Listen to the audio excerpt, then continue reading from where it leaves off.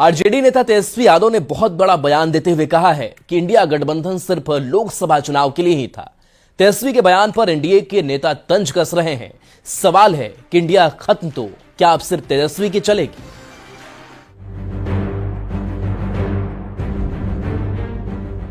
पहले से तय था इंडिया अलायंस जो है वो लोकसभा के लिए। माननीय तेजस्वी यादव जी, आप 3 में है कि 13 में है? कुछ दिनों पहले तक इस बात पर बहस चल रही थी कि INDIA गठबंधन को लीड कौन करेगा, राहुल गांधी या फिर ममता बनर्जी। लेकिन आरजेडी नेता तेजस्वी यादव ने एक बहुत बड़ा बयान देकर उस बहस को ही खत्म कर दिया कि INDIA गठबंधन सिर्फ लोकसभा चुनाव तक के लिए ही था। दिल्ली चुनाव में तो पहले से तय था इंडिया अलायंस जो है वो लोकसभा के लिए, और बिहार में जहां तक बात की जाए हम लोग तो शुरू से साथ थे। हम तेजस्वी के बयान ने कांग्रेस को असहज कर दिया है। तेजस्वी यादव ने एक बात तो स्पष्ट कर दिया कि बिहार में कांग्रेस पार्टी उनका पुराना साथी हो, जबकि बीजेपी और जेडीयू के नेता कांग्रेस और आरजेडी पर तंज कस रहे हैं। हम लोग तो शुरू से कहते आ रहे हैं, ये दरअसल स्वार्थी और महत्वाकांक्षी लोगों का गठबंधन था ये, जो कि टिकाऊ हो ही नहीं सकता। तो आपकी भूमिका तो कुछ है नहीं। आप तो एक जंग में हारे हुए खिलाड़ी है, जिसको 4 सीट पर जनता ने लॉक कर दिया हो, वो इंडिया स्तर की बात करेंगे।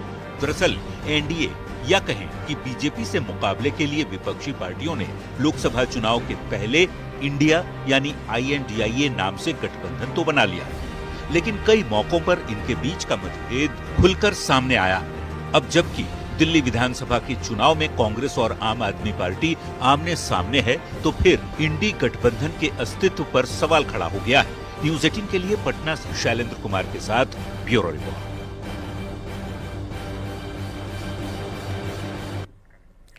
तो तेजस्वी यादव के बयान के बाद ये सवाल उठ रहा है कि क्या इंडिया गठबंधन सिर्फ लोकसभा चुनाव के लिए था? इसको समझने के लिए गठबंधन बनने के बाद से अब तक हुए चुनाव और सियासी घटनाक्रम को समझना होगा।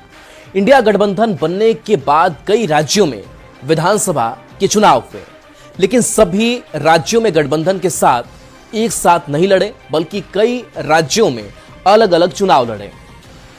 अब केरल की बात करें तो केरल में तो लोकसभा चुनाव के दौरान भी लेफ्ट और कांग्रेस अलग अलग चुनाव लड़ी, जबकि पश्चिम बंगाल में ममता बनर्जी इंडिया से अलग लोकसभा का चुनाव लड़ी।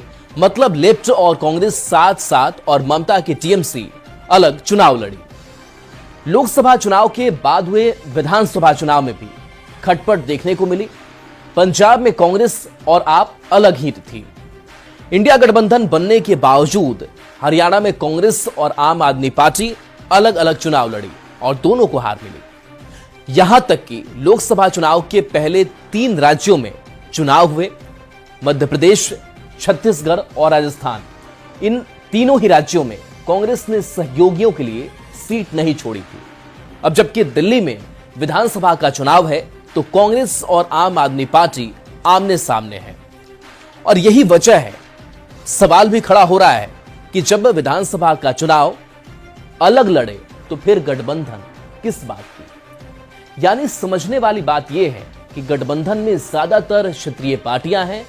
सभी पार्टियों का अपना अपना हित है, कोई भी एक दूसरे को अपने क्षेत्र में घुसने नहीं देना चाहता। कांग्रेस को राहुल गांधी के अलावा कोई मंजूर नहीं। क्षेत्रीय नेताओं की अपनी महत्वाकांक्षा जग जाहिर है। ममता बनर्जी खुलकर अपनी इच्छा जता चुकी हैं। अब जरा तेजस्वी के बयान के सियासी मायने को समझिए। तो बिहार में इसी साल बिहार विधानसभा का चुनाव है।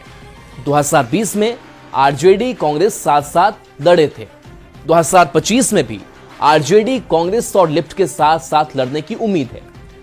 2020 में कांग्रेस का स्ट्राइक रेट बहुत अच्छा नहीं था।